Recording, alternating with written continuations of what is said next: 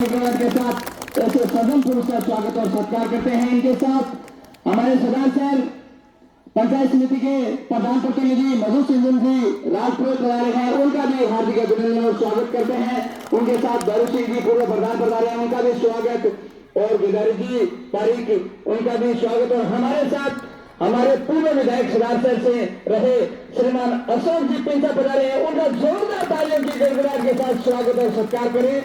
और हमारे कुसुमदेसर के सरपंच प्रतिनिधि बड़े भाई पवन सिंह जी पधारे हैं, उनका भी जोरदार तालियों की गड़गड़ाहट के साथ स्वागत और सत्कार। इस स्वागत और सत्कार की बेला को आगे बढ़ाते हुए और माला के द्वारा स्वागत और सत्कार करते हैं अतिथियों का।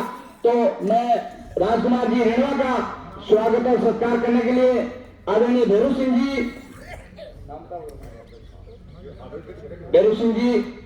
और भवानी सिंह जी, करणी सिंह जी, हनुमान सिंह जी सुतार, कृष्णाराम जी जाट, नवराम जी मेघवाल, आप सभी जिनका मैं नाम बोल रहा हूं आप आए और आदरणीय पूर्व मंत्री राजकुमार जी रेणवा का स्वागत और सत्कार करें। सिंह जी राजपुर के साथ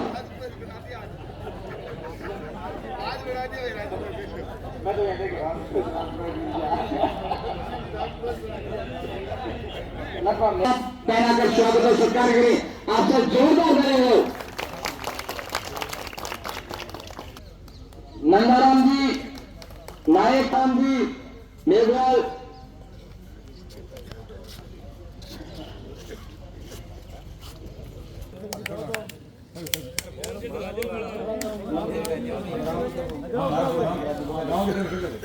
अब बंदे पूरे गांव की तरफ हो। राजकुमार जी स्वागत में तो बुला देंगे।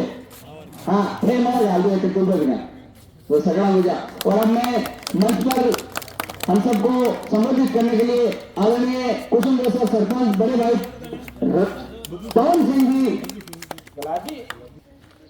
वोट तो जरूर सरदार सर का नहीं पड़ा लगा, लेकिन भाईजियों भी जुड़ेड़ा और भी हमारा भी जुड़ेड़ा होते गाँव बंडवा के इस प्रांगण में आज देवेंद्र जी झाझड़िया भाजपा के लोकसभा प्रत्याशी के मत और समर्थन के लिए आपके बीच में आए।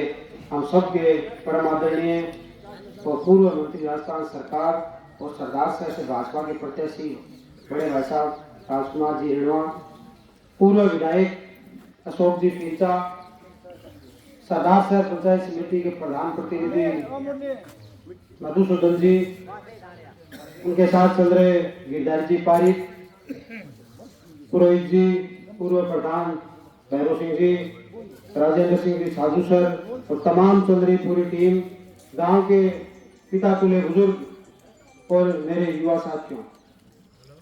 19 तारीख जो आ रही है, ये चुनाव इस लोकतंत्र का सबसे बड़ा चुनाव है और राष्ट्र हमारा भारत किस दिशा में जाएगा, किसके हाथों में इसको देना है, इसका निर्णय है।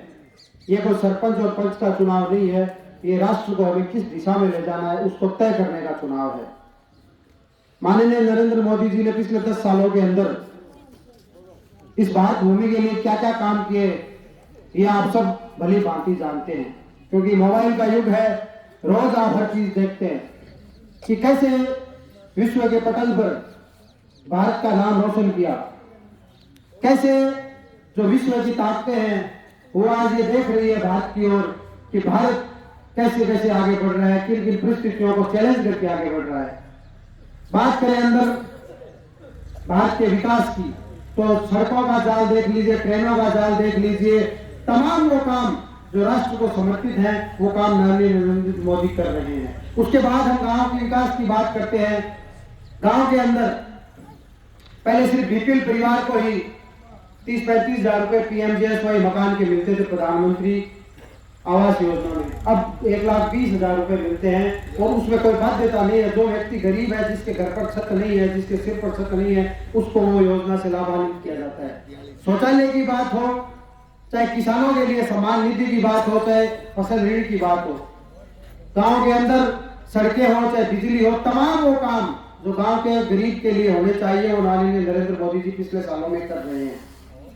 पिछली कांग्रेस की सरकार, उसके बारे में मैंने पिछली बार भी इसी गांव के चौपाल से कहा था कि वो सरकार जिसने युवाओं को ठगने का काम किया और उसके साथ किसानों का अपना ये बेल्ट है।